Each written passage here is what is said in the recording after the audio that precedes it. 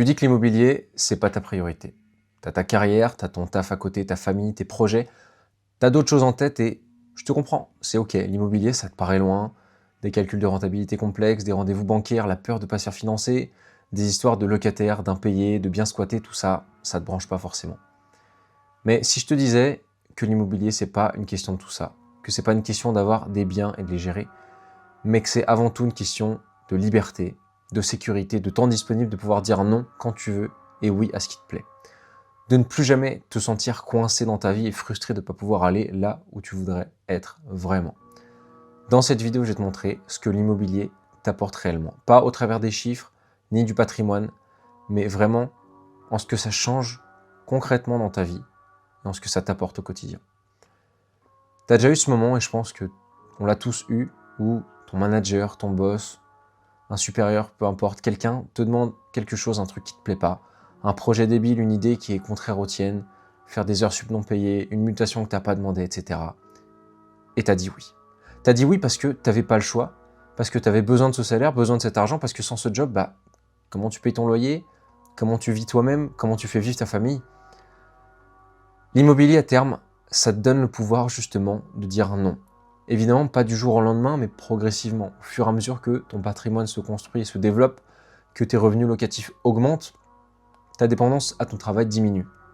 Ta dépendance à tes chaînes affectives du confort, ta servitude volontaire s'écharpe petit à petit. Et puis un jour, tu as 2000, 3000, 4000 euros de loyer qui tombent chaque mois. Et là, la conversation change. La donne change. Tu n'es plus n'importe quoi. Tu n'es plus obligé d'accepter les propos et les ordres de n'importe qui. Tu as une marge, tu as des options. Le non devient possible et acceptable et ça change clairement la donne. Aussi, tu y penses peut-être parfois, mais qu'est-ce qui se passe si tu perds ton job, si tu as un accident, si tu n'es plus capable de travailler? Aujourd'hui, toi et peut-être ta famille dépendaient de ton salaire. Si le salaire s'arrête, si tu perds ton taf demain, tout s'arrête. Avec l'immobilier, tu as un matelas de sécurité, tu as les loyers qui continuent de rentrer, qui continuent de tomber, même si toi tu ne travailles plus. Le patrimoine est là, il te protège, il te permet aussi de faire des choses que tu ne pouvais pas te permettre de faire avant. Faute de temps, faute de confiance, faute d'argent, faute de sentiment de sécurité financière. Et puis si demain il t'arrive quoi que ce soit, tu sais que ta famille sera à l'abri grâce aux actifs que tu leur auras légués, que tu auras patiemment acquis et construit, quelque chose de concret que tu pourras leur laisser. Et au fond, c'est pas juste de l'argent, faut pas voir ça simplement d'un point de vue pécunier, c'est de la tranquillité d'esprit. C'est savoir que quoi qu'il arrive, ceux qui comptent le plus pour toi sont protégés. Aujourd'hui, tu échanges ton temps contre de l'argent. 35, 40, 45 heures semaine, parfois plus, pour un salaire. Est-ce que tu as fait le calcul de ton taux horaire réel en comptant tes heures sup, en comptant le temps de trajet, en comptant les mails le soir, en comptant les calls le week-end? L'immobilier, c'est tout l'inverse de ça. C'est l'argent qui rentre sans que tu aies à échanger ton temps. Le temps, tu vas simplement l'échanger au début, après, c'est un automatisme. Les loyers tombent pendant que tu travailles ou que tu ne travailles pas, que tu sois en vacances ou au bureau.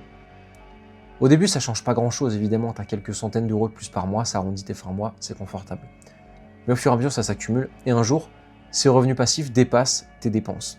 Et là, ton temps t'appartient réellement. Tu travailles si tu veux, quand tu veux et où tu veux, et surtout sans t'y sentir obligé. Et il y a une chose que beaucoup de personnes ressentent sans oser le dire, ce sentiment d'être coincé, ce sentiment de ne pas être à sa place, coincé dans un job qui leur plaît plus, coincé dans une ville où tu n'as pas choisi de vivre, où tu n'as pas envie d'être, coincé dans une vie qui ne ressemble pas à la tienne, qui ne ressemble pas à ce que tu imaginais et à ce que tu désires au plus profond de toi depuis toujours. Et pourtant, malgré tout ça, tu restes en place. Tu restes parce que tu n'as pas les moyens d'y faire face autrement. Parce que changer, ça va te coûter peut-être de l'argent, c'est prendre un risque, et c'est pas possible quand tu n'as que ton salaire pour vivre ou pour faire vivre ta famille. L'immobilier, à contrario, ça te donne des options. Tu as envie de changer de vie, tu as des revenus passifs qui te permettent de prendre ce risque. Tu as envie de monter ta boîte, de monter un business, tu as un filet de sécurité. Tu as envie de tout plaquer et de partir 6 mois, tu as tes loyers qui continuent de tomber. En soi, ce qu'il faut que tu comprennes, c'est que c'est pas l'immobilier en tant que tel qui compte, c'est toutes les portes que ça t'ouvre, tous les mondes que ça te donne. Et il y a aussi quelque chose de plus personnel, au fond, ce besoin de te prouver des choses, prouver que tu n'es pas juste un salarié, une personne qui attend la retraite, qui l'aura peut-être probablement jamais.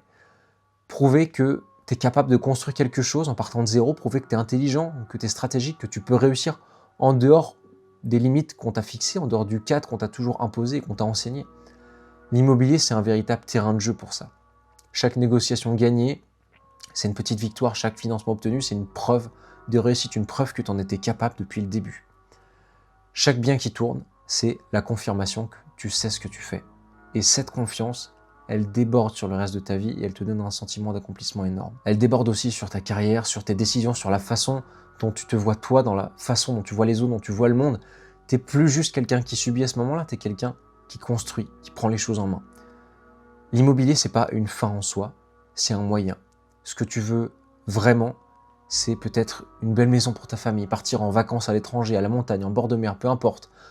Quand tu en as envie, c'est être libre d'aller où tu veux sans te demander si tu as les moyens pour ça. C'est passer du temps avec tes amis, avec tes enfants, prendre soin de ta famille et finalement vivre, bordel. L'immobilier, c'est juste le véhicule qui t'emmène là-bas et ça commence par un premier bien, une première décision, un premier pas en avant. Et sois honnête, ta priorité aujourd'hui, c'est peut-être pas l'immobilier, mais ce que l'immobilier peut t'apporter, c'est exactement ce que tu recherches. La liberté, la sécurité, le temps disponible, le temps libre, les options, avoir le choix. Et ça vaut largement la peine de se lancer. Si tu veux aller plus loin, et si tu as compris ce que l'immobilier peut réellement t'apporter au fond, mais que tu en es encore au début et que tu ne sais pas vraiment par où commencer, je t'aide à acquérir ton premier bien rentable dans les 100 prochains jours.